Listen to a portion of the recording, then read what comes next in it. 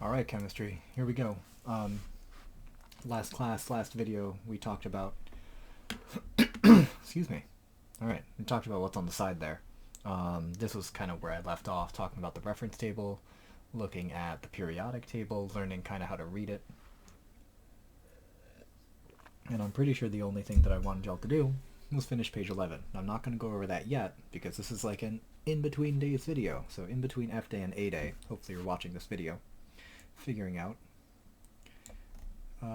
finishing, or doing, right, these notes. Now this is page 12, it's the back of page 11. And I think that a lot of this is review, or at least some of this is review. I think I can do it fairly quickly. And we can do examples, we will do examples in class together. But just so that you have the notes, let's start filling these out. The atom is the smallest version of something that is that thing. That's like super vague, so let me be a little more formal. All matter that we know, everything that takes up space and has volume, is on its most microscopic level composed of tiny indivisible particles called atoms. And formally, an atom is the smallest particle of any given element that retains the chemical identity, the chemical properties of that element. So foil is like the closest thing realistically that we kind of get to a single atom.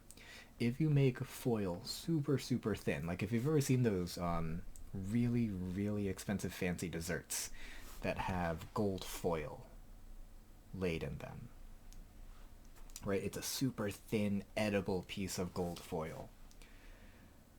That's a very thin piece of foil, maybe 3 or 4 layers of gold particles thick. I actually don't know how thick those are. I'd be curious. I should look and find out. But if you could take that thin layer and rip pieces away and rip pieces away and rip pieces away until you had just a single piece, that would be an atom. Right? Now, the identity of an element or an atom comes from what we call its atomic number. And the atomic number also is exactly the number of protons. So, if I were to bring up the reference table, which I can totally do, 2 seconds. 1. There it is. So here's your chemistry reference table. And we talked about this chart. And we talked about, oh goodness, don't do that. Talked about this symbol, right? So this number down here is the atomic number, and what it tells us exactly is the number of protons. So in any carbon atom, there are 6 protons. In any iron atom, there are 26 protons. So each element is unique because of its different number of protons. So, therefore, the number of protons will always be the same for every form. I'm going to use 2 words here that you may not recognize. We will talk about them shortly. Ion or isotope of an element. The number of protons is something that you simply will not change until later this year. But right now, for the chemistry that we're doing here, in between F day and A day, first and second cycle of the school year, we are not changing the number of protons. If you recall from junior high, all of an atom's positive charge is concentrated in a very small core at the atom's center, and we call that core the nucleus. Now, protons have a charge of +1. They have a mass of 1 AMU, an atomic mass unit.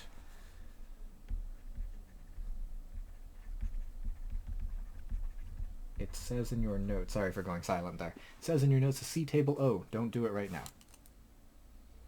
We'll get to it, but right now, that table, table O, is more confusing than it is worth looking at. So all you need to remember right now about protons, they have a charge of +1, they have a mass of 1. All of an atom's mass is in the nucleus, and it is the total of all the protons and neutrons combined. Neutrons have a charge of 0. Neutrons are neutral. Keep that in mind. They have a mass of 1 AMU. Therefore, the actual number of neutrons can be found by subtracting the atomic number from the atomic mass. This requires a look back at the reference table. So let's take a look. Right here is the atomic number, and up here in the top left we have another number. It's called the atomic mass. Now for right now, for what we're doing, which is looking at the number of protons and neutrons in a typical nucleus for carbon, we're gonna take this number for right now, and we're gonna round it to the nearest whole number. So this, rounded to the nearest whole number, is simply 12. So it has an atomic mass of 12, an atomic number of 6. That means the mass is 12. The total of all of my protons and all of my neutrons added together is 12. I know that all of my protons is 6. If protons and neutrons are 12, and just protons are 6, that means that the neutrons have to also be 6. They're not always going to be the same, but it will always be as simple as mass minus atomic number equals neutrons. And that is exactly what it says here. Mass of an element minus the atomic number of the element equals the number of neutrons for that element. So if I wanted to determine the number of neutrons for an atom of magnesium, and magnesium has a mass of 24 AMU, 24 atomic mass units. So let me look at magnesium. So I need to zoom out.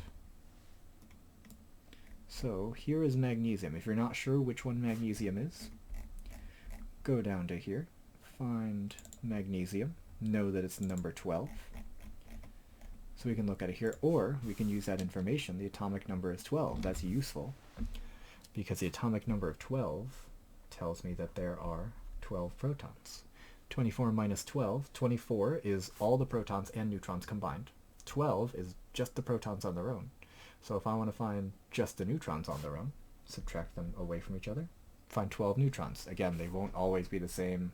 The examples that I just used are the same. Please do the math.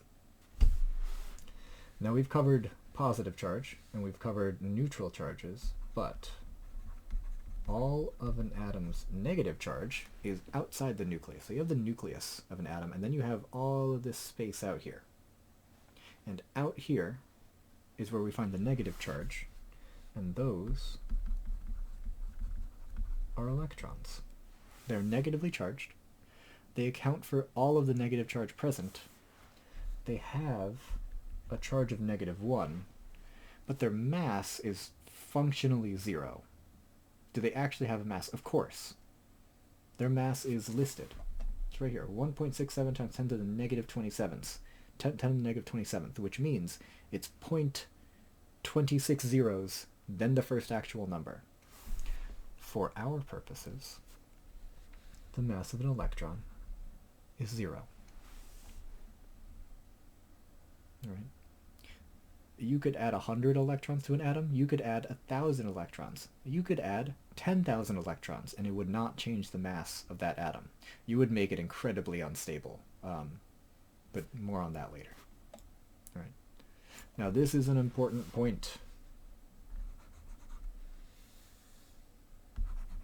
Please remember this, that all atoms are electrically neutral, which is to say that they have no net positive and no net negative charge. What that means is that however many protons there are in an atom, there must be the same number of electrons. So this is a number that does actually have to be the same. This bottom part is bolded. Bottom part is bolded because it's a commonly missed, Mrs. Summers and I have found that it's a commonly missed concept, but it's super simple. The term atom implies that you have a neutral object, which means that P equals E, which is short for the number of protons equals the number of electrons. All right? Basic atomic structure. You have your nucleus, and you have the stuff on the outside. Inside the nucleus, you have protons and neutrons. They each have a mass of 1. Protons are positive. Neutrons are neutral. Outside the nucleus, you have negative particles. They're electrons. Electrons are negative and have no mass. If you say the word atom, if you see the word atom, you should know that the number of protons and the number of electrons are going to be exactly the same. Because if you say atom, or if you see atom, the implication is that you have something that is electrically neutral. So all the positives and all the negatives are all present, and they cancel each other out. Right? Now we will talk about examples from page 12. I will quickly go over page 11 on A-Day. In the meantime, I got nothing else for you. Be good, stay sane, take care of yourself, kids.